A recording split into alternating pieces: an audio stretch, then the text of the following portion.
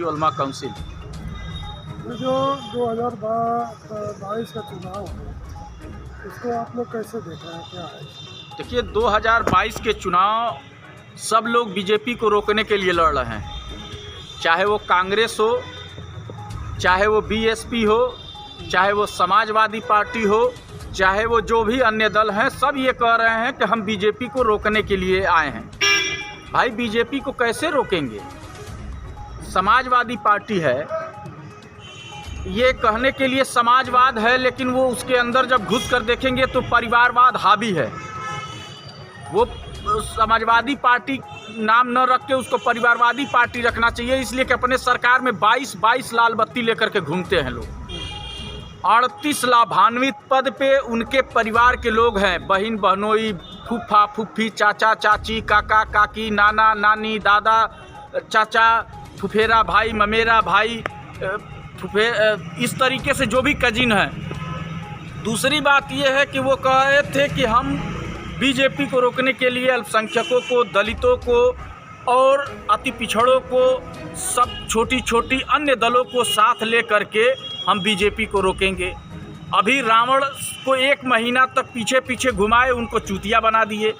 रावण को जो है देख लीजिए, वो उनका बयान है कि उनको दलितों की ज़रूरत नहीं है। दलित वोट को कैसे साधेंगे? मायावती जी दलित की एक पार्टी है बीएसपी, दूसरे तरफ जो है रावण एक ऑर्गेनाइजेशन बना करके यूथ को इकट्ठा किए थे, दलित समाज की लड़ाई लड़ रहे हैं, उनको इग्नोर कर दिए।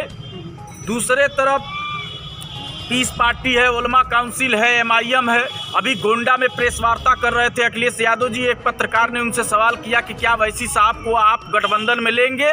बाई फोर्स पत्रकार को चुप करा दिया गया। या जब भी इस तरह का कोई सवाल, अंजना ओम कश्यप जब परिवारवाद के नाम पे जब उनको घेरने का काम की तो वो उस चैनल पे बैन लगा दिए अपने। इस प्रदेश के अंदर 11% की दलित समाज की बेटी 4 बार मुख्यमंत्री बनी और 4% समाज का राजभर आज गठबंधन करके आज वो मुख्यमंत्री का सपना देख सकता है। जनवादी के लोग सिस्टम में शामिल होने के लिए उप मुख्यमंत्री का सपना देख सकते हैं, तो क्या 20% वाले मुख्यमंत्री का सपना नहीं देख सकते? एक डिप्टी सीएम की बात करने पर लोगों की बोलती बंद हो जा रही है, और ये 8% वाले को हम क्यों एक्सेप्ट करें? समाजवादी का जो चढ़ करके घमंड बोल रहा है, उसका घमंड 10 मार्च को चकनाचूर हो जाएगा। और माननीय मुख्यमंत्री जी का जो एक बयान आया है कि अभी 20 बनाम 80, ये 20 बनाम 80 एक मुख्यमंत्री का बयान नहीं हो सकता है। वो एक संवैधानिक पद पे हैं, और इस तरह का घिनौना बयान, उसकी मैं मजम्मत करता हूँ, कड़ी से कड़ी निंदा करता हूँ। ये इस देश की एकता और अखंडता को जो बुलडोजर लगाकर बीजेपी के द्वारा जो तोड़ने की कोशिश की जा रही है, हम इसको बर्दाश्त नहीं करेंगे। हम सब इस देश की जो गंगा जमनी तहजीब है, जो हमारा एक ताना बाना रहा है, जब जंग आज़ादी की लड़ाई लड़ी जा रही थी तो ये नारा दिया जाता था कि हिंदू मुस्लिम सिख ईसाई सब आपस में भाई भाई।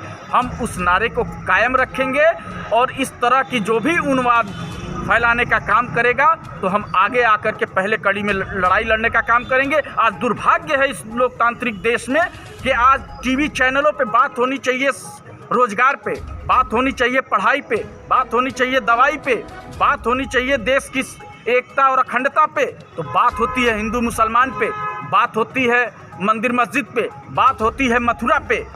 इसके इर्द गिर्द जो ये घूम रहा है, ये कहीं ना कहीं ये आप लोगों का ये सवाल नहीं होता है, ये सवाल नागपुर से चल करके दिल्ली होते हुए वाया मीडिया के द्वारा ये पूछा जाता है। इसलिए और 20% जो मुस्लिम हैं उनको कैसे वो साधेंगे, कैसे वोट लेंगे, ये एक आपके चैनल के माध्यम से मेरा समाजवादी से सवाल है। वो 20% का वोट तो लेना चाहते हैं, लेकिन हिस्सेदारी के नाम पे अवॉइड कर रहे हैं। लेकिन ये अवॉइड हम कतई बर्दाश्त नहीं करेंगे। राष्ट्रीय उलमा काउंसिल, पीस पार्टी, नागरिक एकता पार्टी, हम लोग एक मंच पे आए हैं, यूडीए बनाया गया है, और वैसी साहब से भी हमारी वार्ता चल रही है। जल्द ही उसका भी खुलासा कर दिया जाएगा, और हम लोग मिल करके शोषित, वंचित, पीड़ित, कमज़ोर, असहाय और जो लोग अब तक सत्ता के मुख्य धारा से जो समाज अब तक नहीं जुड़ पाया है, उन सब को साथ लेकर के हम सबको इंसाफ दिलाने का काम करेंगे। सत्ता में भागीदारी लेने के लिए हम किसी को रोकने और किसी को हराने और जिताने के लिए राजनीति में नहीं आए हैं। हम उन मजलूम, कमज़ोर, असहाय, पीड़ित, वंचित का हक दिलाने के लिए राजनीति में आए हैं। और राष्ट्रीय उलमा काउंसिल पहले दिन से उसकी नारा है कि एकता का राज चलेगा, मुस्लिम हिंदू साथ चलेगा।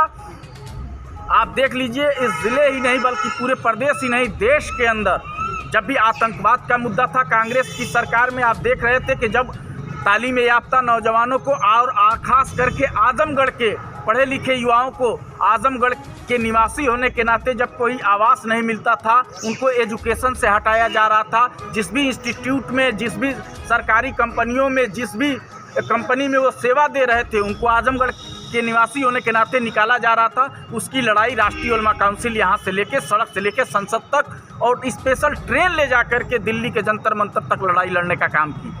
20 पार्टी शोषित वंचित समाज की लड़ाई लड़ने के लिए आई है। MIM आज हिस्सेदारी की अगर पूरे देश के अंदर बात कर रही है तो इसमें लोगों को क्यों चुभ रहा है भाई? 8% यादव इस प्रदेश के अंदर 4 बार मुख्यमंत्री बना। इस प्रदेश के अंदर 11% की दलित समाज की बेटी 4 बार मुख्यमंत्री बनी और 4% समाज का राजभर आज गठबंधन करके आज वो मुख्यमंत्री का सपना देख सकता है। जनवादी के लोग सिस्टम में शामिल होने के लिए उप मुख्यमंत्री का सपना देख सकते हैं, तो क्या 20% वाले मुख्यमंत्री का सपना नहीं देख सकते? एक डिप्टी CM की बात करने पर लोगों की बोलती बंद हो जा रही है और ये 8% वाले को हम क्यों एक्सेप्ट करें? समाजवादी का जो चढ़ करके घमंड बोल रहा है, उसका घमंड 10 मार्च को चकनाचूर हो जाएगा। और माननीय मुख्यमंत्री जी का जो एक बयान आया है कि अभी 20 बनाम 80, ये 20 बनाम 80 एक मुख्यमंत्री का बयान नहीं हो सकता है। वो एक संवैधानिक पद पे हैं और इस तरह का घिनौना बयान, उसकी मैं मजम्मत करता हूँ, कड़ी से कड़ी निंदा करता हूँ। ये इस देश की एकता और अखंडता को जो बुलडोजर लगाकर बीजेपी के द्वारा जो तोड़ने की कोशिश की जा रही है, हम इसको बर्दाश्त नहीं करेंगे। हम सब इस देश की जो गंगा जमनी तहजीब है, जो हमारा एक ताना बाना रहा है, जब जंग आज़ादी की लड़ाई लड़ी जा रही थी तो ये नारा दिया जाता था कि हिंदू, मुस्लिम, सिख, ईसाई सब आपस में भाई भाई।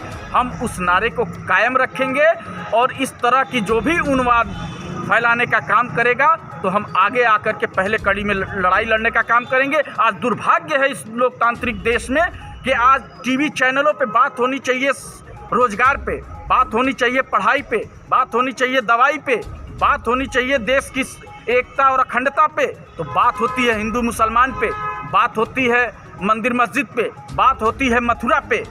इसके इर्द गिर्द जो ये घूम रहा है, ये कहीं ना कहीं ये आप लोगों का ये सवाल नहीं होता है।